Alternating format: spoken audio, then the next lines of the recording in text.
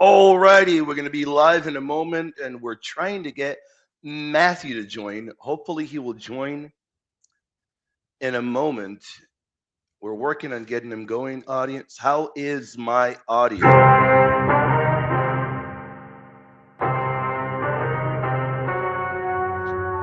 story you are about to hear is true. Catholic commentary. Spiritual warfare. Stay ready so you don't have to get ready. Jesus 911.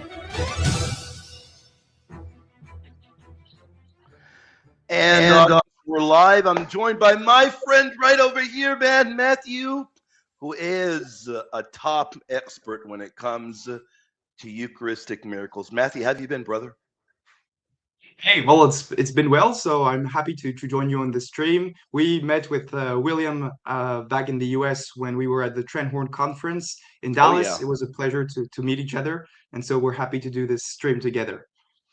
Very, very happy to have you here, brother. I don't know if you want to upload any slides. You don't have to if you don't have any, but if you do, we definitely you can definitely upload whatever you want. Very happy to have you here. Alrighty, yeah. Whenever you get them up, very happy to have you here. Glad we're able to get you connected. And yeah, I know this is a topic that is near and dear to many people's hearts, Eucharistic miracles. And so we're going to have a lot of fun talking about that. Now, maybe we can get the ball rolling.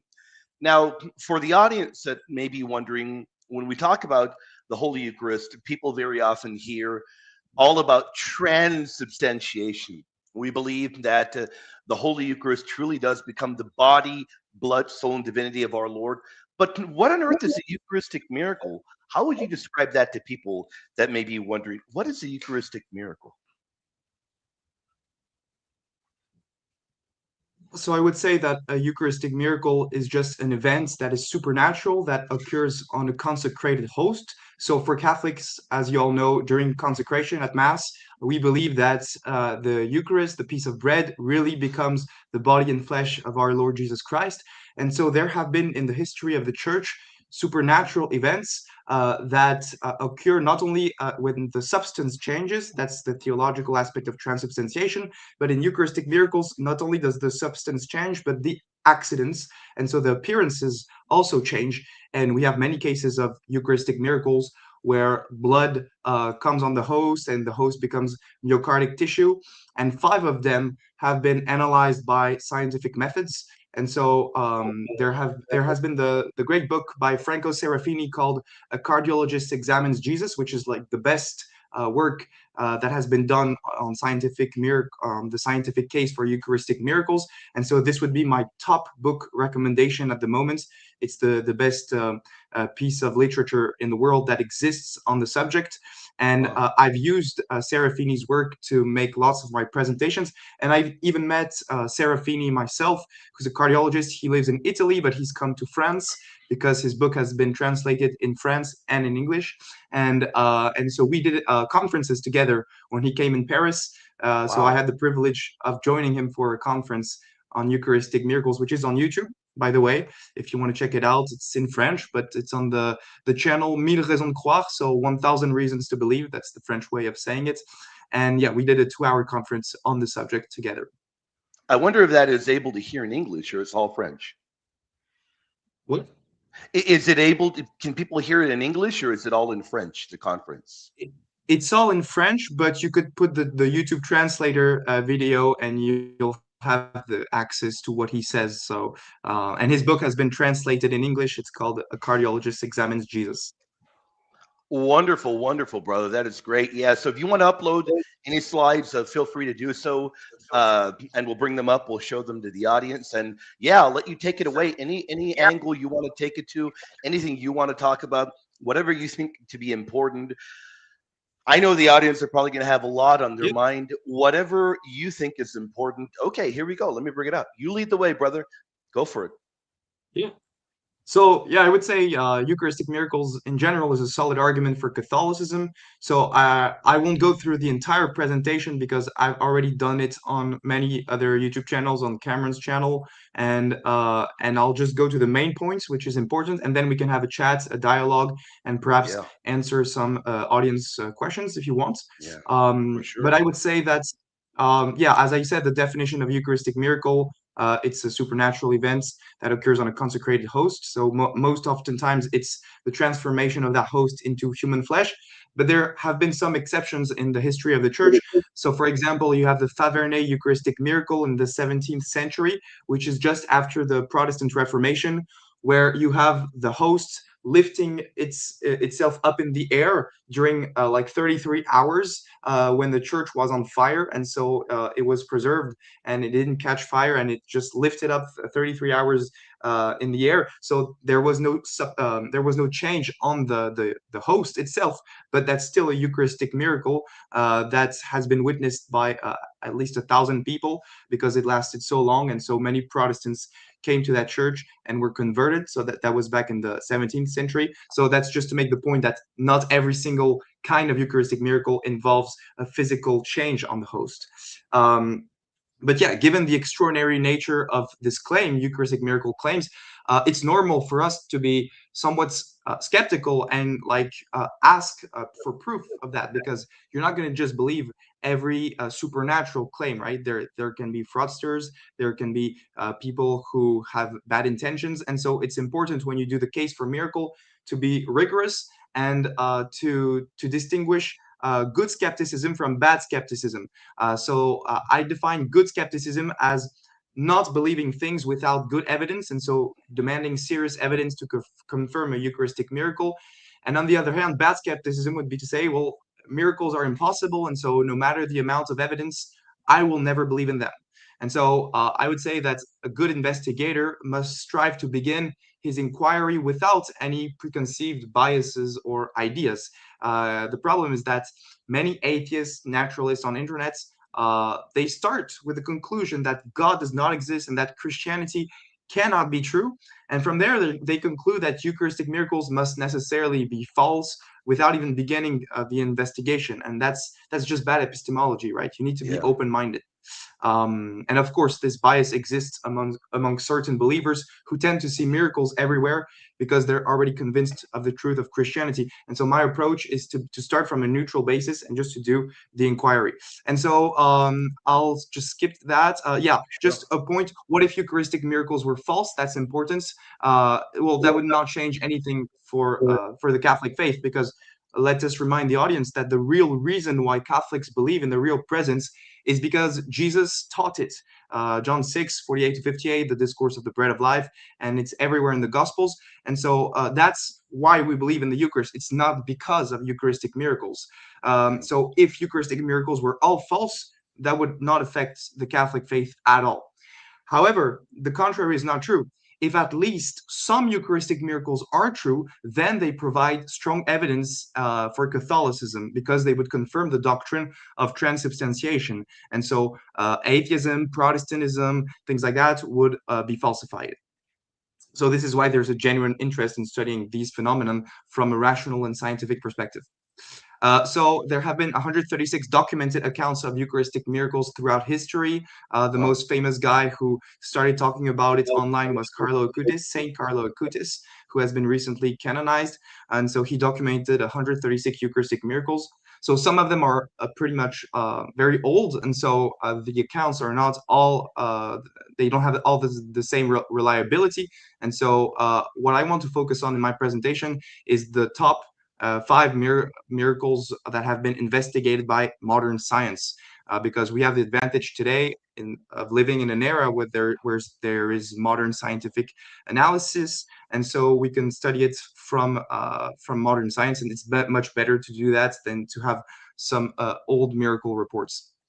And so the most, perhaps the most well-known Eucharistic miracle is the one of Lanciano. So as you can see on the screen, this is what it looks like. It has been preserved since the Middle Ages in the Church of Lanciano.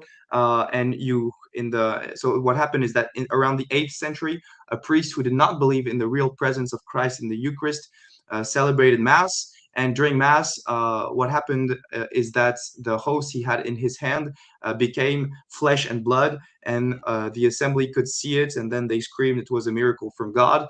And the relics have been preserved since a long time in Italy. And so here, atheists will object that the historical evidence is not that amazing for Lanciano, because our first official documents mentioning it dates from the 16th century. So you could say, well, that's too late, right? 16th century, that's not very reliable. But the problem is that the Lanciano case does not rest on the historical evidence. It rests on the scientific evidence. Just like the Shroud of Turin, the case does not rest on history, but on the scientific evidence that was done afterwards. So what's very interesting about this case is that in 1970, the church authorized an in-depth study of the host. They called Professor Edoardo Linoli, who was a professor of anatomy, histology, and clinical microscopy. He was the head of service at the hospital of Arezzo in Italy. And so he began his work on the hosts on November 18th, 1970. And so this study, you can find it on PubMed. So this is the National Library of Medicine. You can find the study online in Italian. So this is the original language of Linoli. And so it was published in a scientific journal, right? So it's something that's very rigorous. And the conclusion of Linoli on March 4th, let me just pause you just was, for one moment, because we're about to hit a break. And I don't want you to get cut off, because this is fascinating. This really is amazing. The information you're presenting to the audience is tremendous, mind-blowing. I know people may have a lot of questions. Audience, for people that may be wondering, yes, we're going to do the presentation, and then questions you have, we'll try to get to your questions. We'll try to get to all of them. But so far, this has been phenomenal. Audience, stick around. We're about to hit a break, but we're back in just a moment.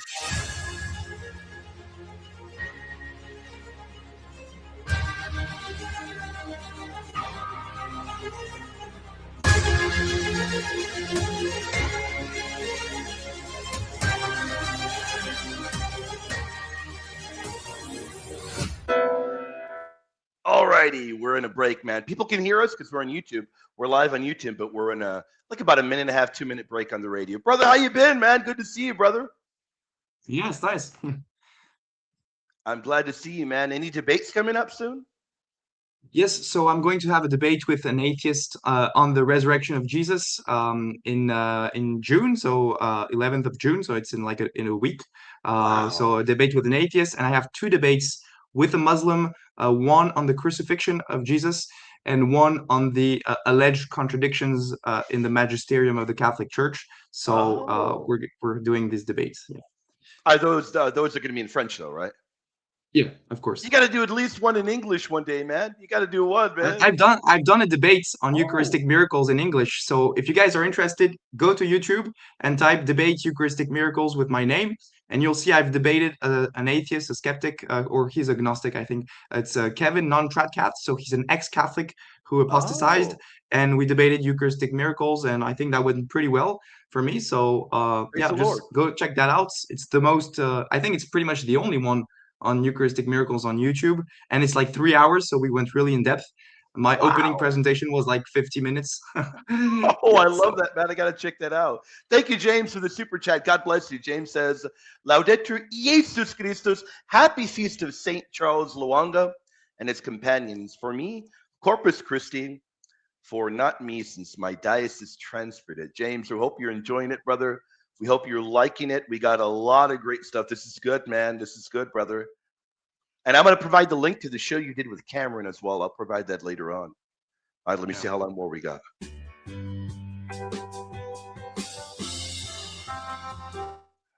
You got it, James. I'll check it. I've been very busy because we're trying to get connected and everything. I'll check it in a moment, brother. Property? This is Terry Barber. Real Estate for Life underwrites the Terry and Jesse Show, and they can connect you to one of 900 pro-life real estate agents around the world. And when they receive their referral fee, they will give 80% of it to a pro-life organization. Wow, that's 80%. realestateforlife.org, 877-LIFE, US 1.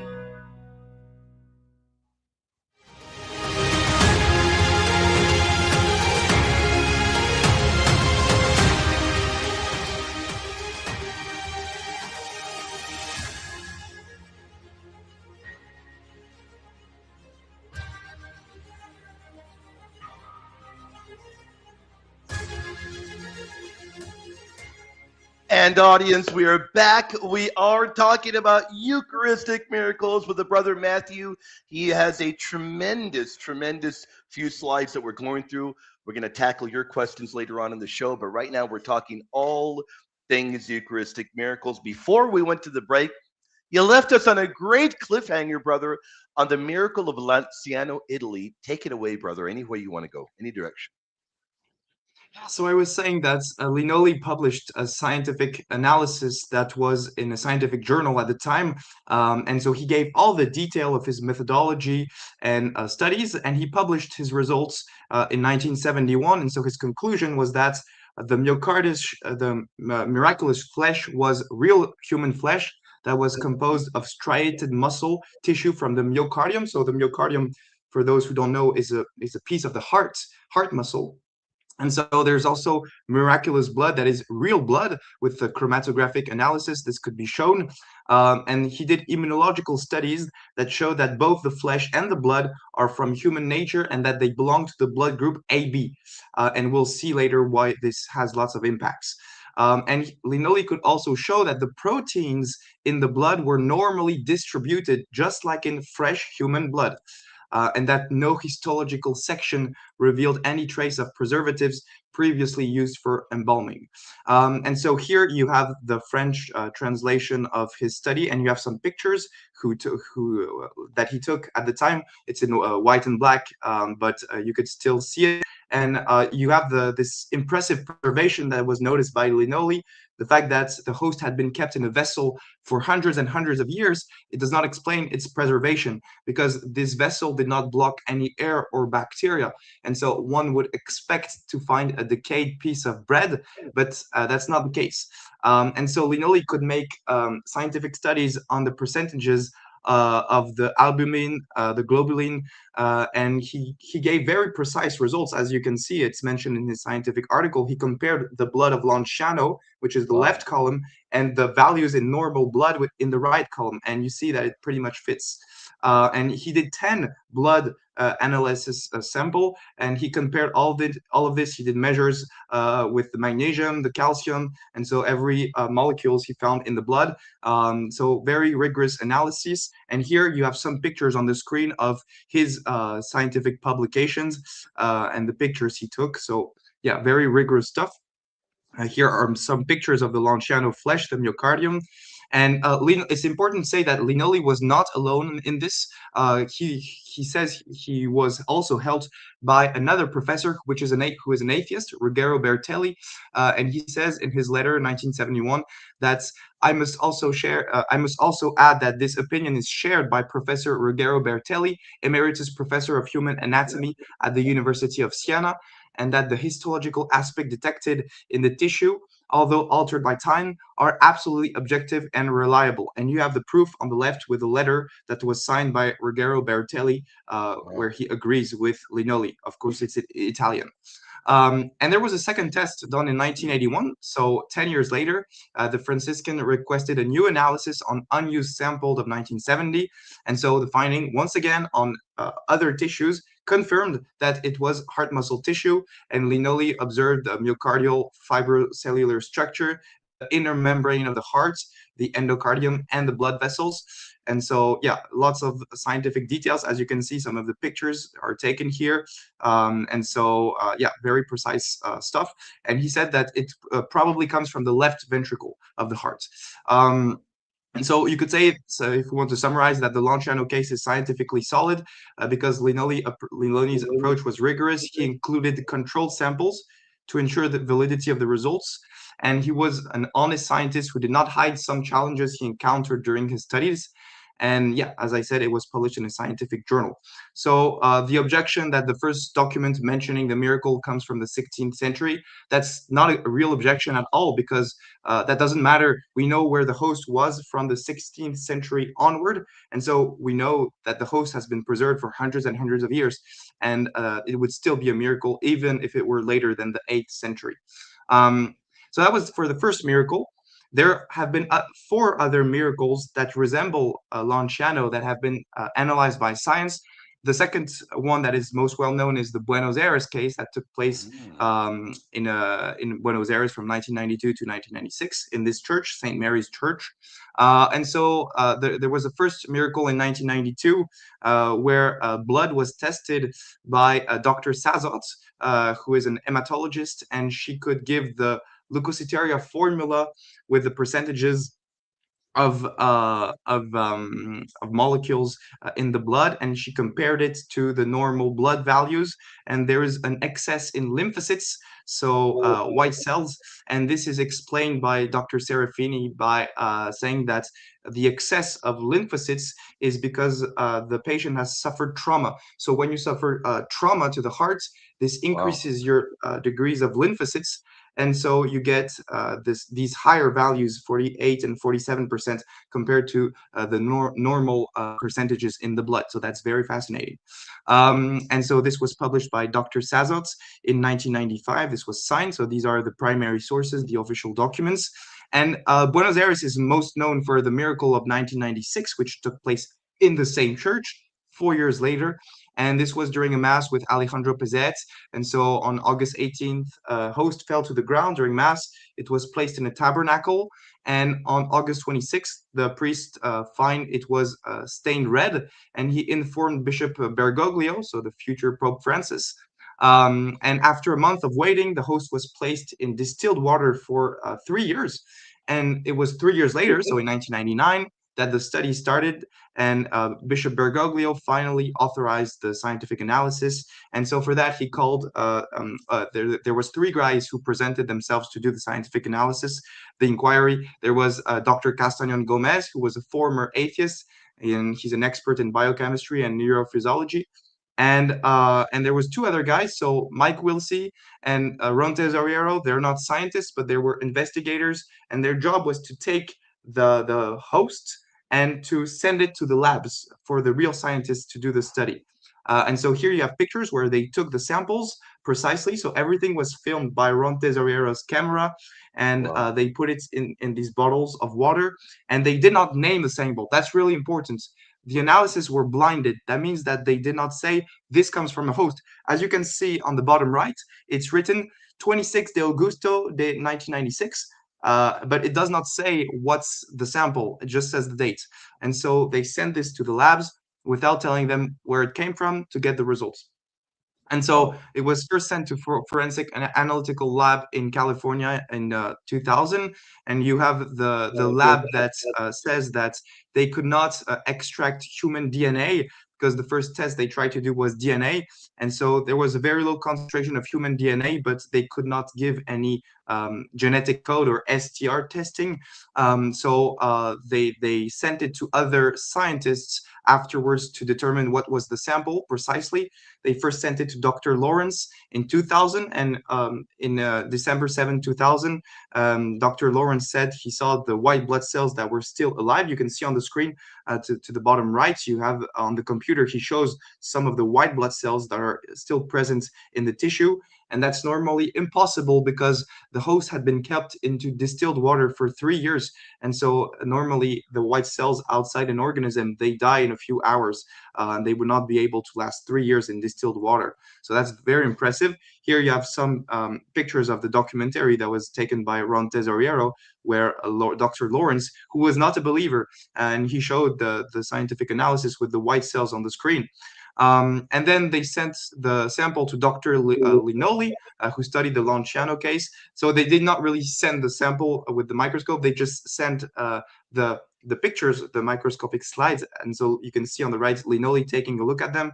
And he said it probably looked like heart muscle tissue. And then it was also sent to other doctors, Dr. Peter Ellis, Thomas Lloyd, John Walker from the universities of Sydney, but they were not too confident in their judgments. Some said it might be skin cells. They were not too sure.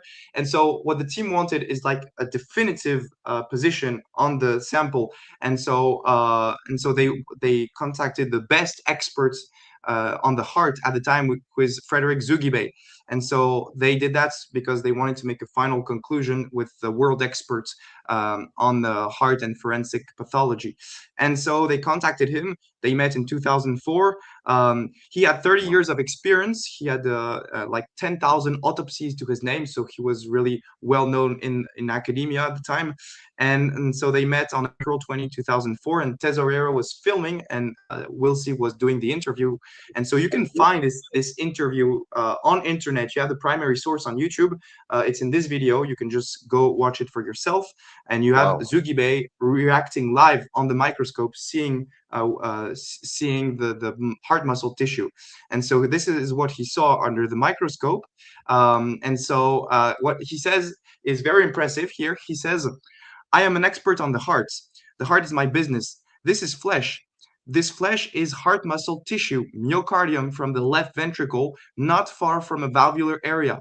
It is the muscle that gives the heart its beats and the body its life. This heart muscle is inflamed. It has lost its striation and is infiltrated with white blood cells. White blood cells are not normally found in heart tissue. These cells are produced by the body and they escape from the blood and infiltrate the tissue to address trauma or injury. The heart of the person from which this tissue has come has been injured and has suffered trauma. The blood supplies to the heart has been compromised, resulting in necrosis, the destruction of a part of the heart muscle, and this heart has suffered. It's not unlike what I see in motor vehicle accidents cases where when CPR is applied to a person too harshly and the heart suffers injury. It is also the sort of suffering that I see in cases where someone has been severely beaten around the chest.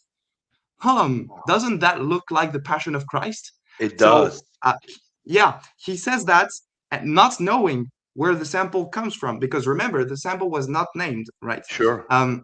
It's only after that they tell him it comes from a Eucharist. But before they do that, Mike Wilsey asks Zugibe, what do the white blood cells indicate? And Zugibe responds, they indicate injury and inflammation. There are many and they are all intact. White blood cells can exist only if they are nourished by the body. The heart was alive at the moment the sample was taken. And so Ron further asks, how long would these cells remain if placed in human tissue kept in water? And Zugibe responds, well, the white blood cells cannot exist outside the body because they are nourished by it. And so white blood cells would normally disintegrate a few minutes or at most a few hours after removal. And so it's very impressive that 3 years after there was the white blood cells. And so they finally told him where it came from, and he was very impressed. And the year later, so you can see March 26, 2005, so almost a year later, Zugibe published this letter that he sent to Tesorero and Mike Wilsey, confirming what he saw on camera. And in this letter, you can see, I was not informed of the history of the material. We're about to hit a break. Let's leave them on that great cliffhanger. Audience, there's a lot more to come. I'm loving this. We'll be back in just a moment. What a great cliffhanger. Hey, man, that's great, brother. That's great, man. That's a good cliffhanger too, man. That's powerful information, man. This is good stuff. You've done really, really deep research on this, man. You're the man. It was fun to do the research. Yeah, definitely. And I'll definitely ask you right now. Do you believe that the reason certain of the miracles don't have the same reliability from Carlo Acutis is kind of like a lack of paper trail? Is that what you think? Maybe. Yeah, some of the references are a bit old. So like you could say that if someone says, well, a miracle occurred in like 1432 in this parish and it was seen by 5 people, well, yeah, perhaps to us it would be sufficient for us to believe because we already have in mind the possibility of this happening and we already believe in the Eucharist. So for us Catholics, this could be convincing, but it's not going to convince an atheist. So I make the distinctions that miracles that can in principle convince an atheist and miracles that should not be used against them. Great point, man. This is good. And I see some questions coming in already. Audience, send your questions in. We will tackle them after we're off the radio. But how long do you have, brother? Do you have half an hour more, an hour more? How long? Oh, yeah, sure. Even 45 minutes more if you want. Yeah. Oh, great. We'll do 45 then. When we're off the radio in 30 minutes, we'll do 45 more minutes. So, audience, any questions you all have, we'll tackle them. Send them in, and we'll tackle them. I see we're getting some good ones already. This is a great topic, man. And I'm gonna go look at that debate you did, man. And how long ago was that debate? Was it about how long? A year, two? It was last summer, yeah, a year ago. Summer. Wow. Very, very good, man. Let me see how long more you got. In a second. Buying or selling your home or your business property? This is Terry Barber. Real Estate for Life underwrites the Terry and Jesse Show, and they can connect you to one of 900 pro-life real estate agents around the world. And when they receive their referral fee, they will give 80% of it to a pro-life organization. Wow, that's 80%. realestateforlife.org, 877-LIFE, US 1.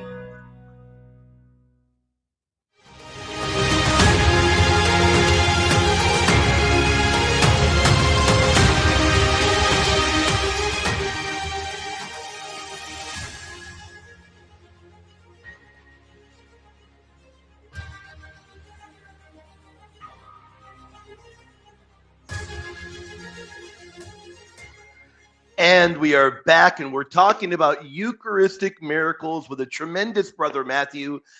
One of the most in-depth looks at Eucharistic miracles that I have ever seen.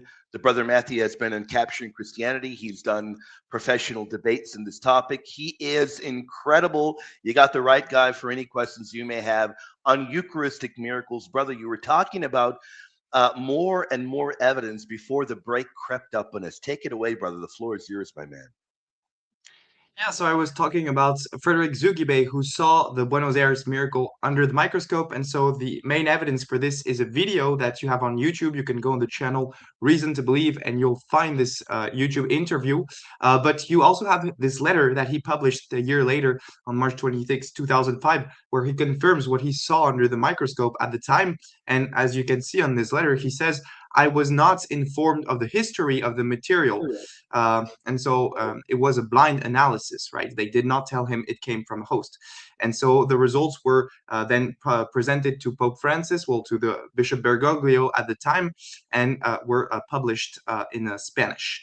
And so, of course, the elements that Zugibe mentions while looking at the host under the microscope, the suffering heart and the person that has been probably beaten over the chest, this, of course, reminds us of the passion of our Lord Jesus Christ. And it makes perfect sense in that context. And it's much more impressive because Zugibe didn't know where the sample came from. Wow. But there are other cases that confirm the Buenos Aires case, because this happened also in Tixla in 2006. So it was just a few years later in another country with other scientists that found exactly the same results. So just a quick summary of the facts. It was during a mass where there was 600 people who were participating in a retreat. And then during mass, there were two nuns who were distributing communion. And suddenly, Sister Areli Marroquin, one of the two nuns, she saw the host turn into blood, and she turned pale, and she rushed to the altar in tears. She showed the priest, and the priest, as you can see on the pictures on the right, he took the host and he showed it to the assembly, and there was clearly blood on the host. And so the father exclaimed it was a miracle, and this was sent to scientific investigation afterwards. And so the bishop at the time was Alejandro Zavala Castro, and he wanted to set up a rigorous commission of inquiry. And so at the time, there were 17 sworn testimonies made by different people, all in agreement that they saw the miracle during Mass. And 3 years later, the scientific investigation was launched, thanks to Dr. Ricardo Castañón Gomez, who wanted to participate. And Dr. Castañón described the bishop as someone who was very balanced. He was not naive, but he was somewhat skeptical. And so he remained open to the possibility of a miracle, but he was in no rush to recognize the miracle in his diocese. His main concern was to establish the factual reality of this case. And so the inquiry started in October 27, 2009. Dr. Castañón collected 3 samples of the host, and then his association turned to some very specialized laboratories in forensic medicine, immunochemistry, and genetics, so both in Mexico, in Guatemala, in Bolivia, and in the USA. And each time the result was repeatedly and independently confirmed by different researchers under blind conditions. meaning that the same thing with Buenos Aires, they did not disclose the origin of the sample. So that's very impressive. And I interviewed one of the doctors who studied Tixla on my YouTube channel, Dr. Parelada. And so he gave me some more sources and primary evidence of the microscopic slide he saw. And so Wow. if you want to check out this interview, go on my YouTube channel. It was published like last week. And so I have primary sources evidence for that. And so the general presentation of the results, you could find it on YouTube in Spanish. It was published in 2013 in a big conference. So go check that out if you want. And the summary of the findings is the following. So again, they found human blood on the host. The sample corresponded to heart muscles suffering trauma or heart attack, just like in Buenos Aires. And Dr. Marco Blanket Anya, who was the cardiologist at the Nuevo Hospital in Colombia, stated that the person to whom the heart belonged had undergone a heart attack or significant physiological stress. The laboratory Genix in Bolivia also confirmed the presence of hemoglobin, a protein found in red blood cells, and the group tested was again AB. And two separate laboratories confirmed the AB group. That this was demonstrated through immunohistofluorescence, and so they could also determine that the RH was negative. So when you're AB, you can be either RH positive or RH negative. And in this Wow. case, it was the first time that they tested the RH and it was negative. In the Lanciano case, it was tested AB, but without more precision of the RH. So this was the first time the RH was tested. And you have here the primary sources of the AB testing. So this was signed and published by the GeneX laboratory. And you can see AB RH negative on the right-hand side. And here are some of the official publications that are available in Dr. Castañón Gomez's book. And so what was impressive and it was that the blood, they could show it came from inside the host. So there were two separate studies following different methods that showed that the human blood came from within the host. So it was not added outside the host by someone. It came from within the host. And the host is like a millimeter thick. It's very, very Wow. thin. And so it cannot be a fraud. Like a fraudster would have put it over the host, not from Sure. inside. And so this was confirmed in 2009 and 2010, especially by Fernando Rodriguez Perez, who is a digital imaging expert, and he came to Tixla with a high-power digital microscope. And so, yeah, that was proven in 2010. And so, yeah, it shows that a fraudster could not have created this miracle. And furthermore, they saw the presence of the white blood cells that were still alive even 3 years after, exactly like we saw in Buenos Aires. What a coincidence. And then even one of the macrophage was observed under the microscope ungluting fatty debris. So here's a slide of the microscope that they saw, and you have the macrophage that is present. And yeah, that's very interesting. And so the conclusion for Tixla are just as much impressive as Buenos Aires, and they were independently confirmed by different scientific laboratories under blinded conditions, adding additional strong testimony to the reality of these miracles. And so that's a very strong case in my opinion. Another case, a fourth case that confirms the same thing is Sokolka in October 12, 2008. So this is in Poland. And what happened in Poland is relatively the same kind of story. So during a mass in October 12, 2008, in St. Anthony of Padua Church, the Father Philip Zodrowski dropped a host without noticing it. And then he picked it up and the host was placed into a bowl of water. It became red. And then a week later, Sister Dabrowska found the host, and it was partially covered with a red substance. And so it was sent to a lab. Sister Julia informed the priest of the church, and the priest informed the bishop. And then the bishop asked for the host to be secured and sent to a lab. And so the investigation started in 2009. So you can see here the rest of this miracle. And two renowned experts were called to do the scientific studies of the host. So the first expert is Dr. Stanislaw Sulowski, who was from the Bialystok University. So Stanislaw Sulowski was a renowned professor from the Department of General Pathomorphology, and he has like almost 300 publications on PubMed, which is the scientific library of top scientific articles, which are peer-reviewed and looked throughout the world by professional scientists. And so he's an expert in immunochemistry and neoplastic tissues. And the other doctor who looked at it is Maria Sobaniec-Lotowska from the Department of Medical Pathomorphology. She has 115 scientific publications on PubMed, and her main expertise lies in hepatology and pediatric gastroenterology.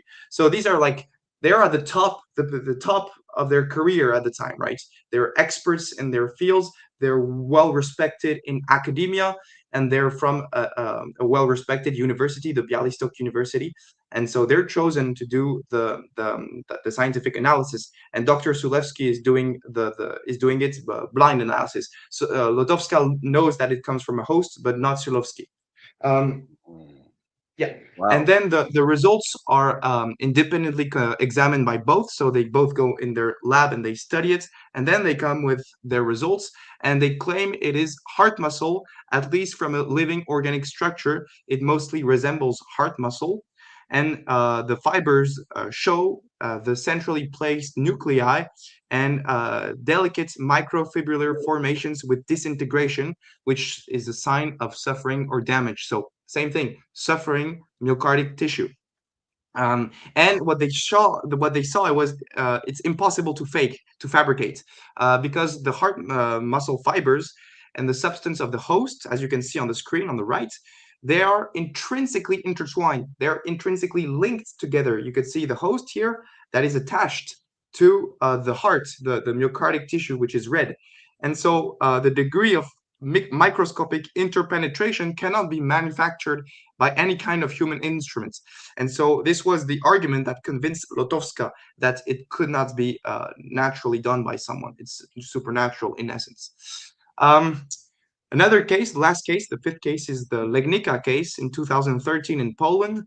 And so in another church by other scientists, the same phenomenon happened, was taken with a picture, and it was sent to some labs. Dr. Barbara Engel, who was the head of cardiology in Legnica and a member of the study commission that was set up by the bishop, explained that there were 15 samples that were taken from the host in the presence of numerous witnesses, and that control samples were also prepared from non-consecrated hosts that were taken from the same production batch to make sure it was done rigorously. So controlled samples. All right, can see that's here the great. commission. We'll leave it right there on that cliffhanger. We're about to hit a break. A wonderful, incredible presentation. Audience will be back in just a moment. We still have more. We hope you're having a tremendous time, audience. Be back in just a moment.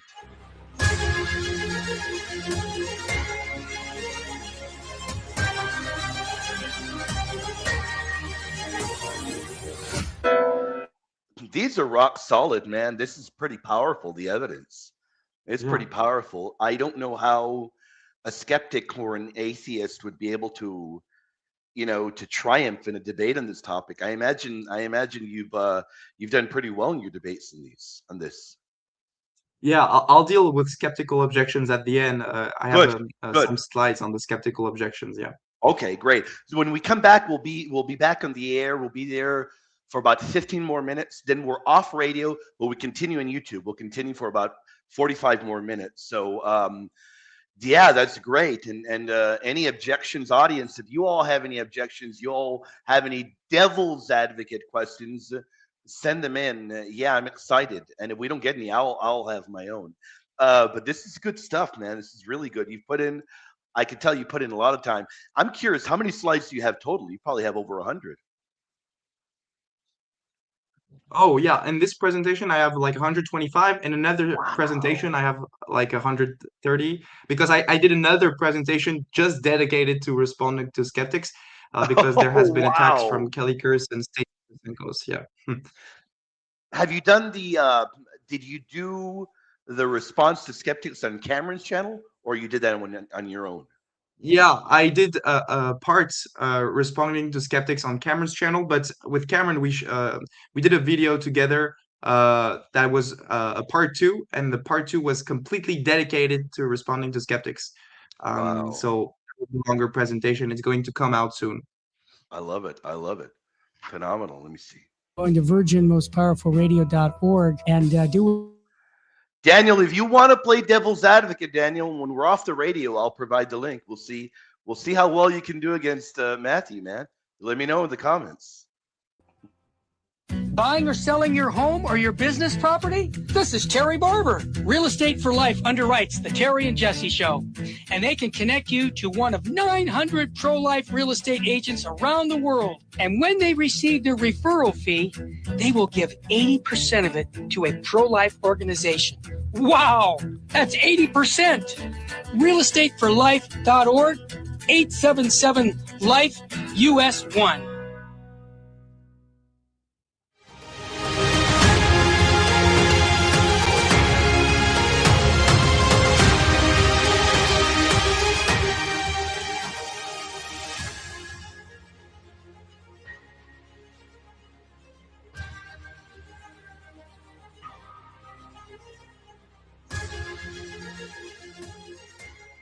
And we are back, audience. Before we went to the break, another incredible cliffhanger, because this is a great topic to talk about today. We're talking about the incredible history of Eucharistic miracles, the powerful evidence behind them.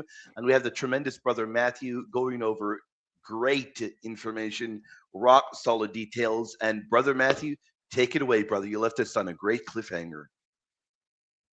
Yes, so I was saying that for the Tixla case, there was this very rigorous commission that was put in place where they took 15 different samples of the host with control samples, and then they sent it to two different universities in Poland again. And so microscopic examination revealed that there was heart muscle with clear signs of fragmentation and suffering under UV light with orange filter, and the image closely resemble those we previously examined in Sokolka. The histochemical testing also revealed traces of human nuclear and mitochondrial DNA sufficient to document its human origin. And the histopathology departments of the Faculty of Medicine in Szczecin announced that there was striated muscle fiber fragments in cross-section were discovered in the histopathological image of the tissue sample, and that it strongly resembled a human heart with the presence of alteration frequently observed in cases of agony. And so yet again, we have the signs of an agonizing heart, a suffering heart. That was exactly what we saw in Buenos Aires, in Tixla, in Sokolka, all the time. We have 5 times out of 5, Lanciano, Buenos Aires, Sokolka, Tixla, Legnica, 5 times out of 5, suffering myocardic tissue that is present in different countries with Wow. different scientists.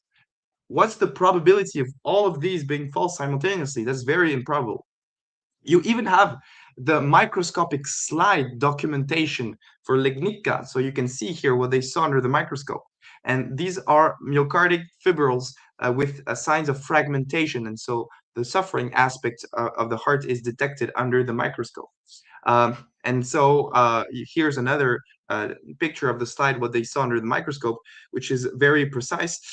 And so when it comes to the blood group, so the blood group was only tested in 2 cases, right? There was only blood in the cases of Lanciano and Tixla. For the other cases, there was no blood presence. And so the blood group was only tested in the cases of Lanciano and Tixla. And every time the blood group was tested, it was AB. And the audience needs to understand that AB is the rarest group on Earth. So the most popular group is group O, 40 to 45% of the world population. Then it's group A, 30 to 40% of the population. Then it's group B, and then finally at the bottom, group AB. And so group AB is like 1 to 5% of the world population. So if we take the higher bar, like 5%, that means you have 1 chance out of 20 to be AB. And so when they did some tests on old tissues like mummies, Egyptian mummies, they get groups like Group A, Group B, and when they did some studies on pre-Columbian South African mummies or objects, 54 mummies that were discovered in northern Chile, they rarely get AB. They get Group O, Group A, but very rarely do they get AB. As you can see on the right-hand side, it's very rare that you would get AB on old tissues like that. But for Eucharistic miracles, you always get AB. And it's the case for the other Christian relics, the Shroud of Turin, the Swordum of Oviedo, and the Tunic of Argenteuil. Scientific testing have been done on these tissues that show that it's AB. And so what happens, what Serafini shows in his book, is that in 5 independent cases, Lanciano, Tixla, the Shroud of Turin, the Swordum of Oviedo, Tunic of Argenteuil, as you can see on the screen, all the tests that were done, they always gave you AB, AB, AB, AB, AB, AB, AB, AB.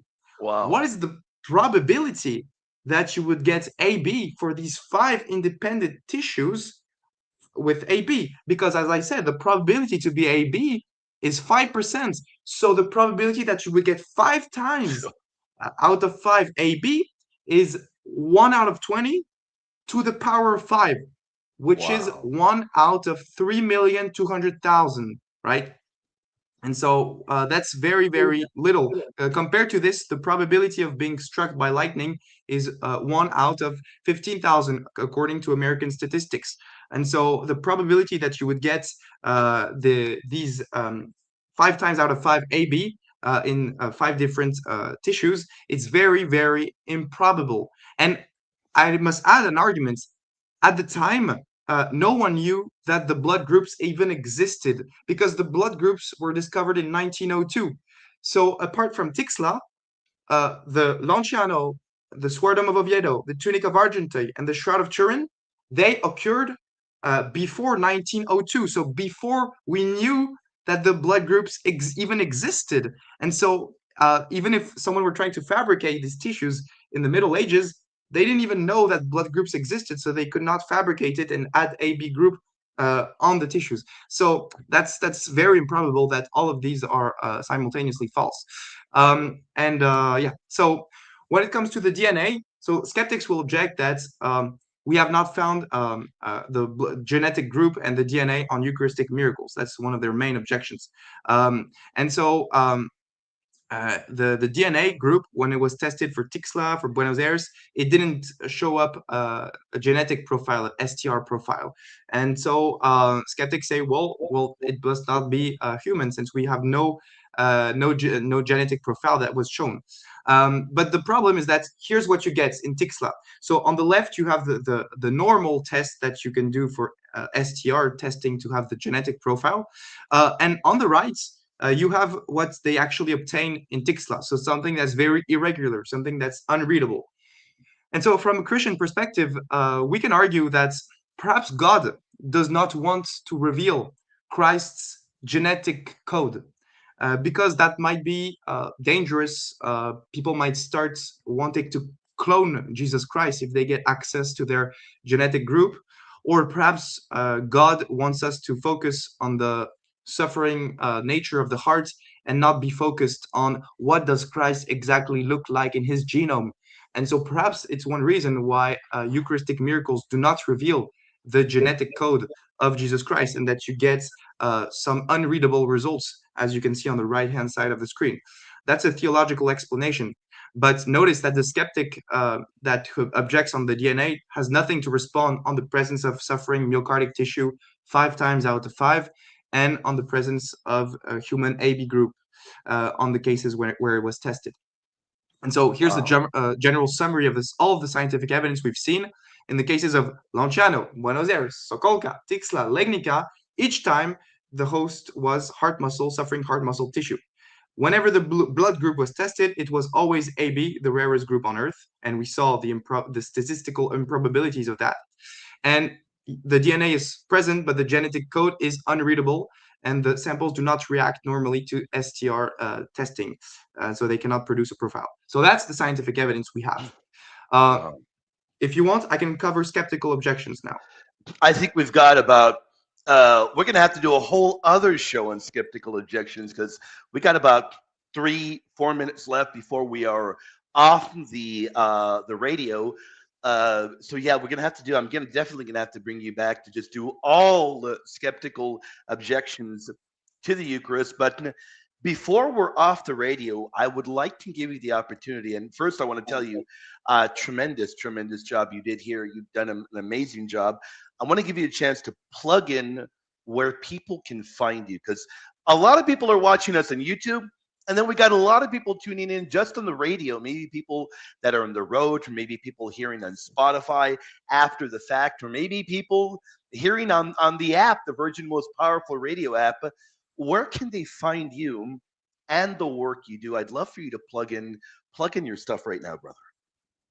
Yes, so I'm actually a French Catholic apologist, so I'm not American. My YouTube channel is in French. However, I have published some YouTube videos that are 100% in English. So you can find them on my YouTube channel. I have a whole debate and presentation on Eucharistic miracles in English on my channel.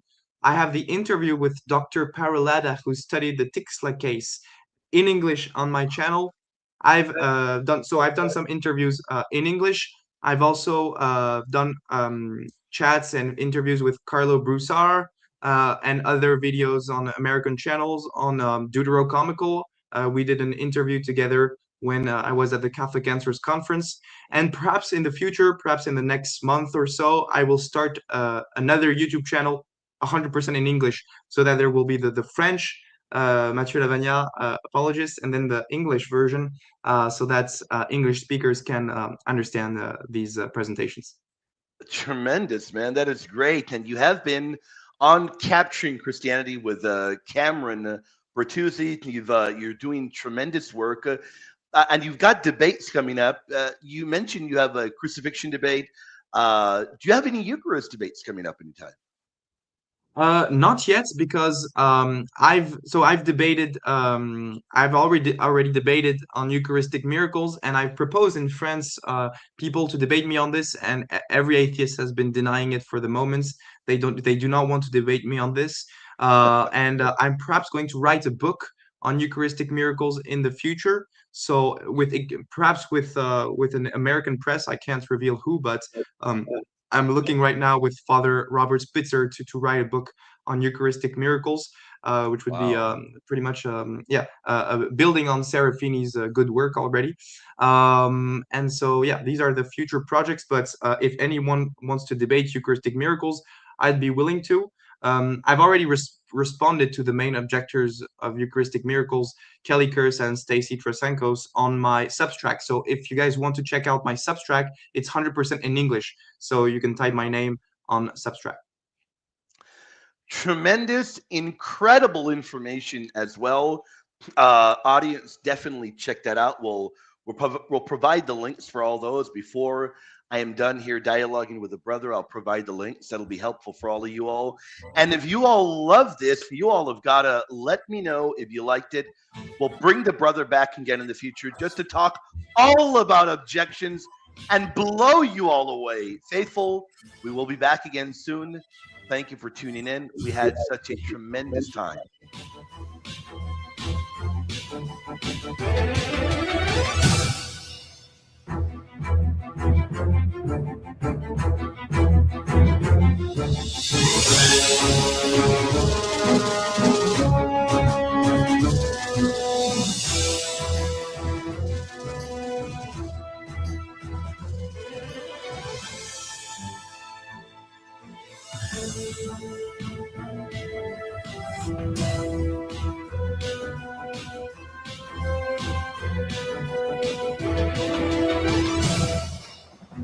Saint Fuss.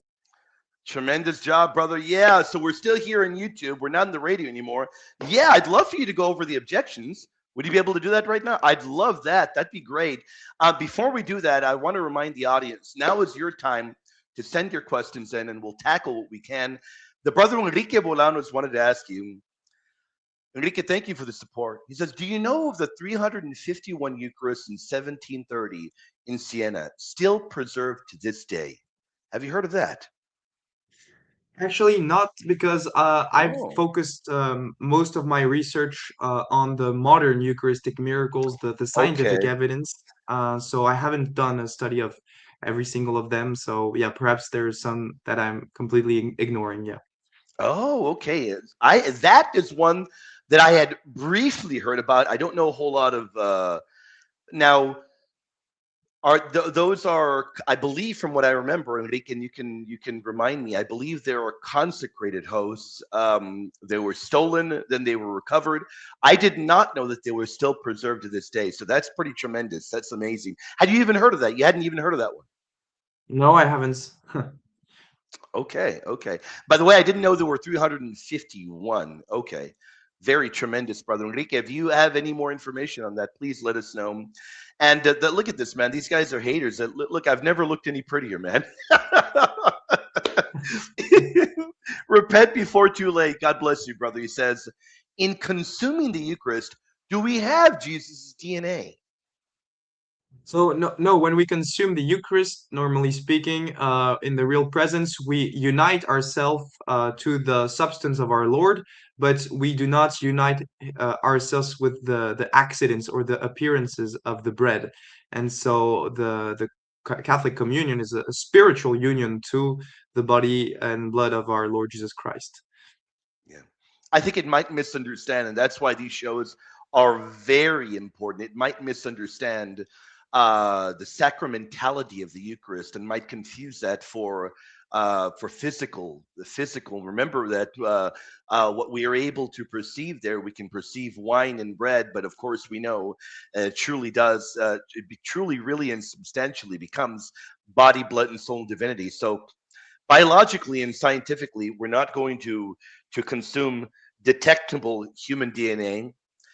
Sacramentally, we're going to partake of the actual body and blood of Christ. That's the way we would lay it out there. All right, brother, lay it out, man. Lay it out. Some objections. We'll get to some more questions. I saw some earlier. I don't know where Ari had sent one. I'll dig it up. But yeah, dive in. And as the questions come in, we'll start tossing them out. I want to hear objections and your responses. Yes, so usually what you can find when you discuss this with atheists is that the skeptical objections they put forward often presuppose the truth of naturalism or atheism, and they maintain that miracles are impossible a priori. So if they say that, you could just respond and say, well, this is ideological dogmatism. Unless someone demonstrates the non-existence of God and refutes all the arguments for his existence, we Yeah, must at least remain open to the possibility of a miracle. And so we should consider that the probability of the miracle is strictly superior to zero, even if you grant it's very low. yeah, Furthermore, a skeptic has to propose a plausible alternative explanation accounting for all these independent events that strikingly resemble the Passion of Christ. And so, what if you want to reject a Eucharistic miracle? There's only two possibilities you can do. So first hypothesis is misidentification. They were honestly mistaken. The other possibility is fraud. They deliberately deceived us, right? So there's only three possibility exhaustively. Either it's a miracle, either there's misidentification, or there is fraud. You got to choose between one of these three options. Okay, let's take a look at the misidentification hypothesis. So some skeptics say that a bacteria called Serratia marcescens might have contaminated the bread, causing red pigmentation. And so there was a study done by Kelly Kurz, who is a scientist who published a study critiquing Eucharistic miracles. And in that uh, study, he shows that although not regularly rarefied, contamination with bacteria Serratia marcescens has been suggestive as a causative agent for the appearance of fresh blood on the communion host. So basically, what he's saying is that if you put hosts like this under into water that are dirty that fell to the ground, if you put it into water and you wait like 7 to 10 days, you have 15% chance of them turning red and having a red pigmentation, as you can see on the wow. right. That's his objection. Okay, let me explain why that's a terrible objection. Hmm. Doctors, cardiologists, and pathologists are perfectly able to distinguish a bacteria contamination from an agonizing heart muscle tissue. This is like very basic medical stuff. Saying otherwise disrespects their credibility and training, because here, for the evidence I presented, we have scientists from different countries with different specialization that came to the same conclusion 5 times out of 5 that it was suffering myocardic tissue. And so this cannot be a simple confusion.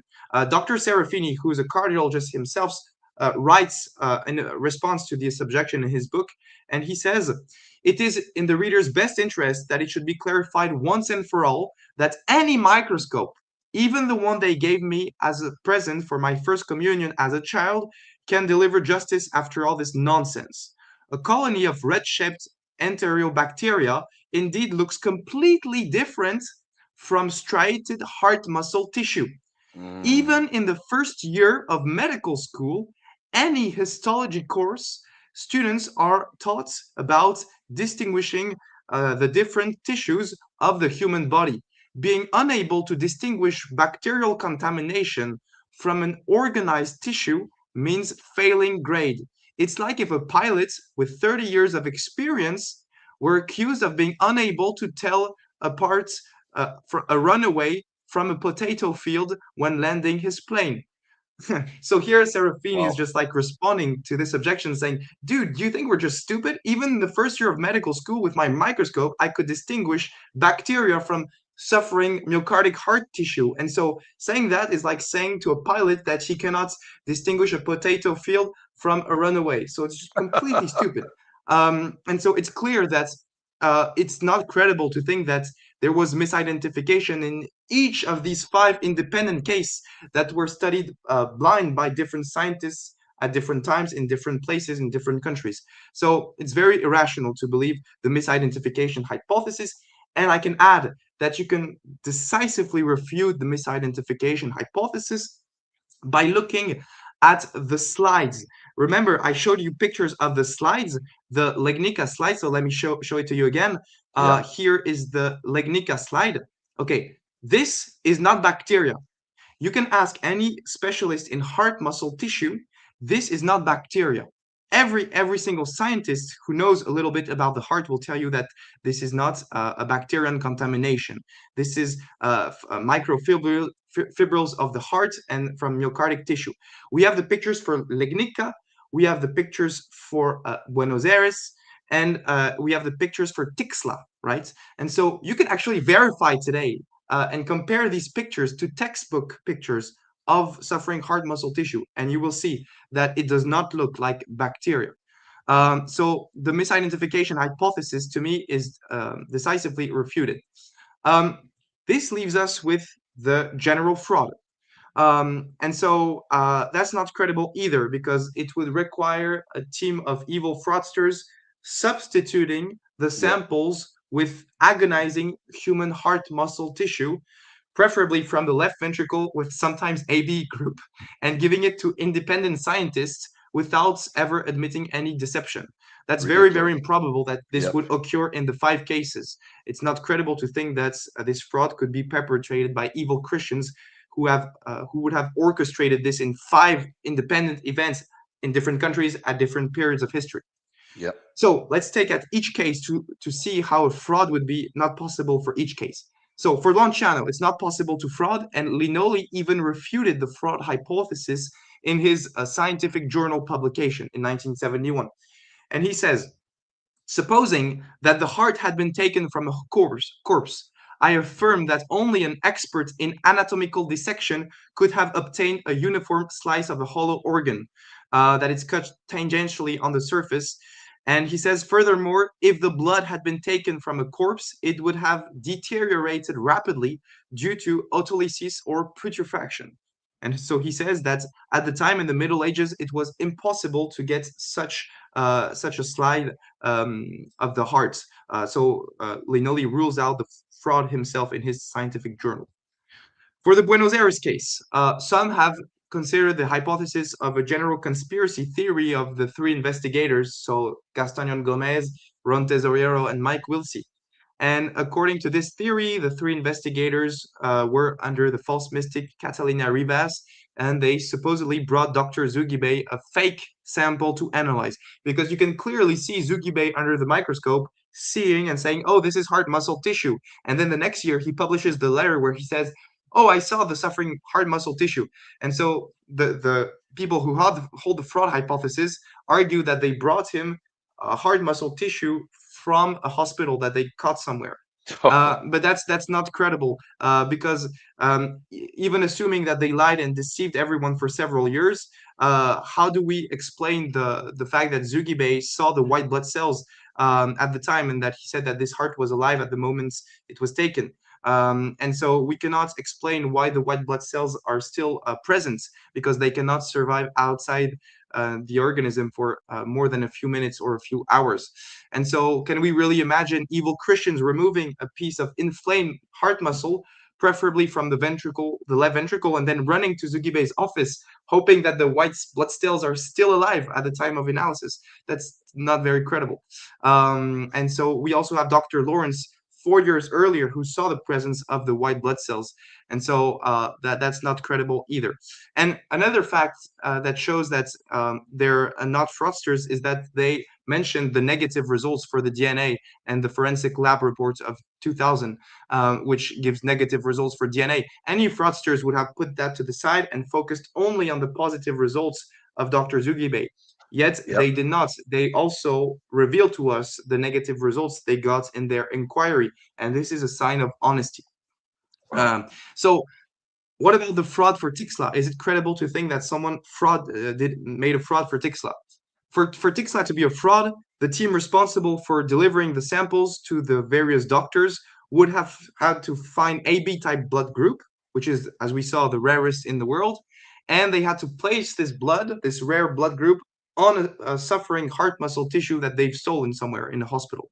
And even if these fraudsters had managed to find a piece of suffering human heart tissue with white blood cells and the very rare AB group, which is already very hard to imagine, it still wouldn't explain why the analysis revealed that the blood came from the interior of the host.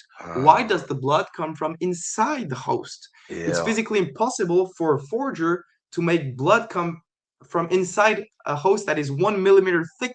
That's way too thick. And so the science itself rules out any fraud in this case. And also the DNA analysis refutes the fraud, because suppose it was a fraud. Suppose they took a heart muscle tissue from the hospital. Okay, now they bring it for analysis. You would get the DNA code. You would get the STR profile of the person they stole the hearts, right? So you wouldn't get such a result on the right-hand side, which says unreadable, right? You would really get a genetic profile. The fact that there is no genetic profile that is revealed shows it's not a fraud. It's not taken from someone else's heart. So the DNA analysis refused the fraud for Tixla. Wow. And for Lignica to be fake, there would need to be a fraud. That a team would have to bring 15 different samples of dying heart muscles to two different universities, while also preparing control samples to deceive the scientists. That's not very credible either. Of course, it's theoretically possible. It's very improbable. And as for Sokolka, the last one, how could you fake Sokolka? Well, that's impossible to fake Sokolka, just like Tixla is not possible. Why? Because, as I said, the substances of the Eucharist and the heart muscle tissue, as you can see on the screen, is attached. It's perfectly attached. It's intertwined together on the microscopic level. And so since the substance of the host is intrinsically attached to the substance of the myocardic tissue, this cannot be fabricated by human hands or by any current human instruments. And this is the argument that convinced, as I said, Dr. Lotowska that it was supernatural. Thus we can say that science itself rules out any trickery in this case. And so in summary, who can honestly believe that a conspiracy theory was at play in each of these 5 cases? I mean, unless one has an a priori bias against the supernatural, the rational position is to accept the overwhelming convergence of the facts. In these 5 different cases, Competent, independent scientists observed a consecrated host turning into suffering heart muscle tissue. And as I said, there was AB every time it was tested, and so, in Lanciano and Tixla. And it seems irrational to deny the reality of these miracles. And so the skeptics have no legs to stand on, right? The misidentification hypothesis has been refuted decisively by the observance of the hosts on the microscopic slides, and we saw that the fraud hypothesis was not credible in each of the 5 cases. And so, if it's not a fraud and if it's not misidentification, this leaves us with a third option: the miracle. Tremendous, man. That was tremendous. Yeah. Yeah. Audience, if you have any questions, now is your time. Send them in or connect with us. I have pinned the link. If you want to play devil's advocate with a brother, we still have a few more minutes. Or if you want to generally ask a question, send it in or connect with us. Ari asked earlier, for Matthew, what is the strongest objection that you've heard against Eucharistic miracles? And how do you answer it? Well, probably the strongest objection would be the lack of DNA STR profile. Because skeptics like Trasenkos and Kelly-Kers would say, oh, there's no human genetic code, and so there's no miracle. It's got to be something else. But as I said, the response to this objection is that it does nothing to respond to the main arguments for Eucharistic miracles. It's the myocardic tissue present 5 times out of 5, and the AB group presents 2 times out of 2. So even if you were to grant that there is no DNA, that doesn't answer the main case for Eucharistic miracles. And you could provide plausible reasons why God does not want to reveal Christ's DNA. So, as I said, if God revealed Christ's DNA, people could start cloning Jesus Christ. They would have access to his genetic code, and that would be very problematic for many reasons. Second, perhaps God does not want to overwhelm us with too much evidence or too much information about Christ, right? Why does God want to reveal every details of Christ's body, racial ethnicity, or things like that? Perhaps it's not for us to know. And it's not implausible to think that God would want to insist on what is relevant to the passion of Christ, like the suffering myocardial tissue, without revealing details that are unrelated to the passion of Christ, such as a specific genetic code. So perhaps if God were to reveal Christ's entire DNA genetic code through STR analysis, we would focus more on reconstructing what Jesus looks like physically, and this would distract us from the main message of these miracles, which is the suffering heart of Jesus. So perhaps this is a reason why God has not chosen to reveal Christ's DNA. So yeah, that's how I would respond. Tremendous answer. Now we have somebody backstage, so great. We got people here in audience. We hope you're enjoying this. Daniel, how's it going, brother? What's up, my friend? Hey, how are you both? Doing well, brother. Matthew, I wanted to ask, if the Eucharist is for the forgiveness of sins, why do you have to be in a state of sinlessness when you partake in it? Isn't there a paradox there? Yeah, so the church teaches that the Eucharist takes away all venial sins, right? But we also have Saint Paul, who tells us in 1 Corinthians 11:27 that you have to be well disposed to receive the body of our Lord. And he says that if you eat of the flesh of Jesus Christ in an undignified way, you eat your own condemnation. You bring condemnation on yourself. And so the Christian tradition has always held that the main sacrament that was instituted by God for the forgiveness of sins is the sacrament of penance, confession, and yes, the Eucharist is indirectly for the forgiveness of sins, and it forgives all venial sins, but we should be well disposed in our hearts to receive the substance of Jesus in our heart.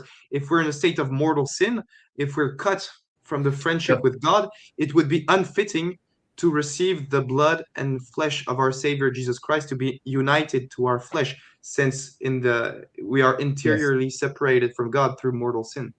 Got it, Mateo. Matthew. So, why did Judas partake in the Eucharist, and why did the disciples on the road to Emmaus who lost faith, when they partook the Eucharist, they suddenly opened their eyes? So these are two examples in the Bible where two people who have mortal sin has partook in the Eucharist. So I'm not sure the disciples of Emmaus were in mortal sin. However, for Judas, he was obviously in a state of mortal sin. It's not theologically certain that Judas received communion at the Last Supper. This would need to be demonstrated, and I don't think you can do that from Scripture. But even if you could demonstrate that Judas took part in the Last Supper, well, that would just add another mortal sin to his soul. That means he was separated from Jesus in his heart, and yet chose to receive communion, and that's a sacrilegious communion. So that doesn't refute the Catholic teaching on this. Yes, but on the road to Emmaus, the disciples did not have faith anymore. So they were in mortal sin. When they partook in the Eucharist, that's the only time their eyes opened. So my question to you is, if there are a lot of people whose eyes are closed, shouldn't they partake in the Eucharist so that their eyes open from I'm not the going to grant that the disciples of Emmaus were in mortal sin. I mean, they knew Jesus died, and they were desperate, and at first they did not recognize him. But not recognizing someone because you saw him die a few days ago, that's not in itself a subject of grave matter, I think. So I don't think you could argue that the three conditions of mortal sin have been fulfilled by the disciples of Emmaus. And so I wouldn't say that they're in a state of mortal sin. Okay, that answers my questions. Thank you, Mateo. Thank Hey, you Daniel, again. thank you so much. God bless you, brother. Great questions, man. Those are good, man. Sharp answers, brother. Sharp answers, man. Very good. And Ari also wanted to ask you. She said, I think, kind of like playing a little devil's advocate. And maybe it isn't true. Why do Eucharistic miracles seem to happen in countries that are already heavily Catholic?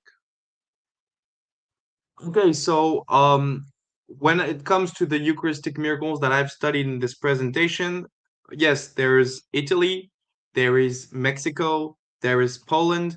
Sure, these countries are Catholic, but perhaps it's because if God were to do Eucharistic miracles in other countries, these miracles would be less understood. Like, it's normal that God would wants to do miracles in countries that celebrate more masses. I mean, if you have Catholic countries, you have more masses there, and so the probability that you would get a Eucharistic miracle would be higher, of course. And so that's not surprising at all. The question is, are these miracles well attested, and not in what country do they occur? Because if it doesn't matter if the miracle occurs in Italy, Mexico, or in China. I mean, the scientific evidence is there and needs to be dealt with. Yeah. I think that's a really good point that you laid out there, because if you're right, if Eucharistic miracles are occurring primarily in heavily Catholic areas, that is what we would expect. If the doctrine of the real substantial presence was true, you're right about that. That is a really good point. And biblical miracles, likewise, I think you laid that out brilliantly. They always did occur among God's covenant people. We see that in the Bible all over the place. We know that biblically. So as you laid out, I think the real issue is this. The real question is this, is not where a miracle occurred. I think it's whether evidence supports it, not whether, not the geography. I think whether or not the evidence supports it, not where it occurred. Would you agree? I mean, you just laid that out. You pretty much agree with that. Of course. Yeah. I think that, no I doubt. mean, that would be like someone objecting to like um you can't object to a miracle just because it happened in a particular country. I mean, you need to Yeah. look at the specifics. Who cares if a miracle occurred in that particular place or that particular place? That doesn't deal with the evidence that's presented. Yeah, yeah, no doubt. Liz was saying if you clone Christ, it is not Christ, as the clone body would be fully created and no divine nature. Yeah, if you clone Christ, you wouldn't get the divine nature. Yeah, exactly. You would just get the human version of Christ, but that would still be problematic. That'd be an abomination. I mean, either which Yeah. way, that would be very, very problematic. Yeah, there's no doubt. Gloria Deo was asking, is there a reason they can't get the code? So because he doesn't have a biological father. Well, some people have argued that, but that's I think that's bad Christology because Christ, if he's fully man, he had an X and a Y chromosome. So what the most plausible theory is that God created the Y chromosome ex nihilo in Christ's Oh, conception. But okay. if you want to hold that Christ is truly man, he cannot be X or XX. He needs to be XY. Very good point there. Then I had never ever thought of that. Had you heard that? You've heard that brought up very often. Then. Yeah, some people have argued that, well, we don't have the genetic code because he doesn't have a biological father. And yeah, that I think that's a bad argument. And if you believe that, you have a bad Christology because that leads you to saying that Christ was not fully man, or that the essence of man, of manhood, is not to be XY, and that's problematic for scientific reasons. Yeah, that would lead to pretty bad Christology. I'd never thought of that because I guess maybe that particular argument I'd never heard people using it. But every now and then I do encounter people using those memes online, and online memes aren't the best. I think that's pretty clear. Yeah. And Serafini has a whole section dealing with that argument in his book, so I do recommend you buy this book. And what is that book called again? It's called A Cardiologist Examines Jesus. Let me see. Yeah, it's this one. Yeah, you have that book? Let me remove this. So this one, everyone needs to buy this book. And you see that in his book, Serafini has provided for us the pictures of each Wow. Eucharistic miracle. So see, you have Tremendous. like Wow. the white blood cells and the myocardic tissues, the macrophage here, and yeah, that's not bacteria. I can guarantee that is not bacteria. That's Right. yeah. That truly is, that is amazing.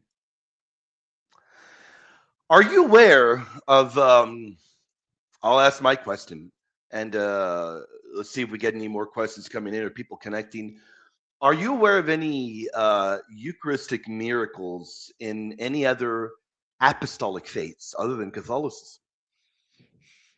I'm not aware of any solidly Eucharistic miracle that is attested in other faiths. Well, obviously Okay. not in Protestantism because they Of don't course have not.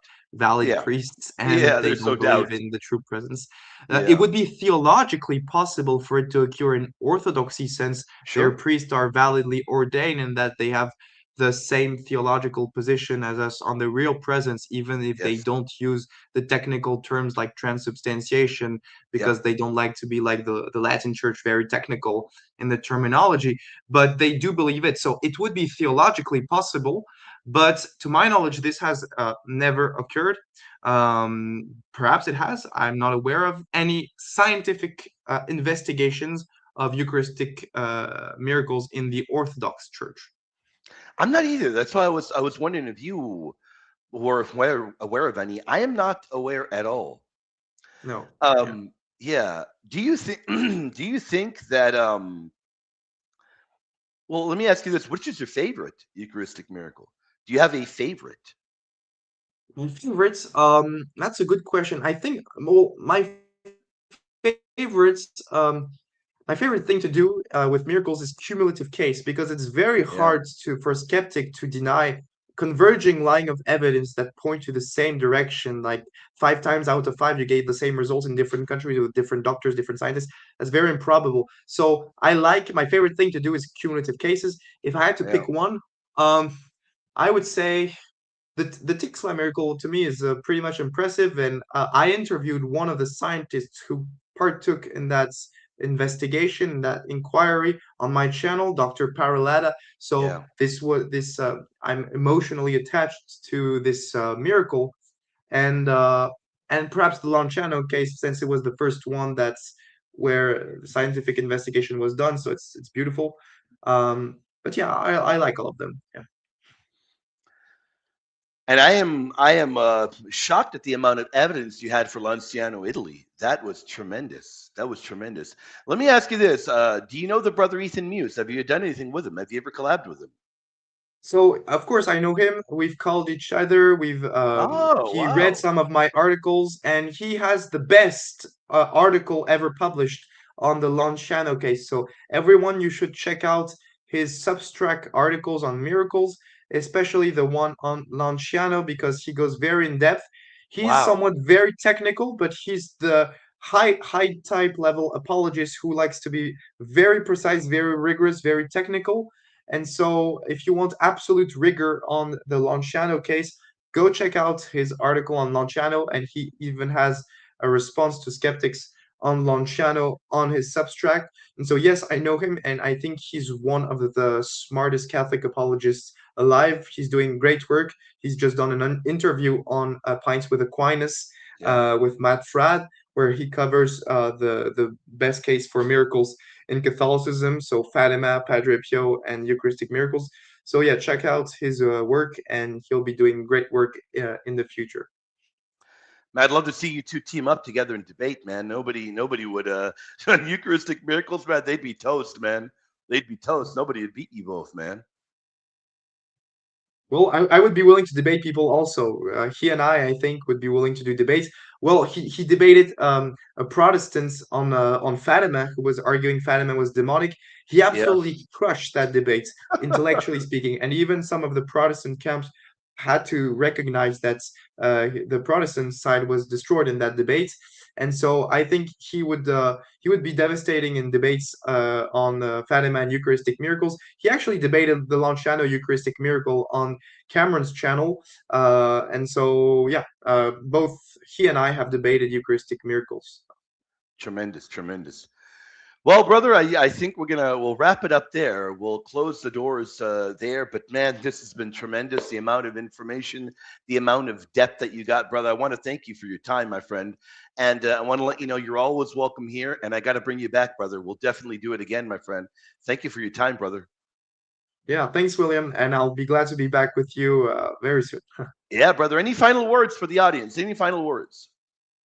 Well, thank you everyone for listening. I really suggest you guys buy this book, A Cardiologist Examines Jesus. I also recommend the debate I had with Kevin Non-Tradcat on Eucharistic miracles. You can find it online, and yeah, just you can subscribe to my channel, Mathieu Lavagna Apologètes. It's in French, but sometimes I have some videos in English, and you can subscribe to my Substract, where all of my articles are in English. So feel free to do that. We love it, brother. Brother, thank you so much for your time. We'll definitely have you on again soon. God bless you, my friend. You have a tremendous, tremendous day, brother. Talk to you soon, brother. God God bless. bless everyone. God bless you, William. Bye.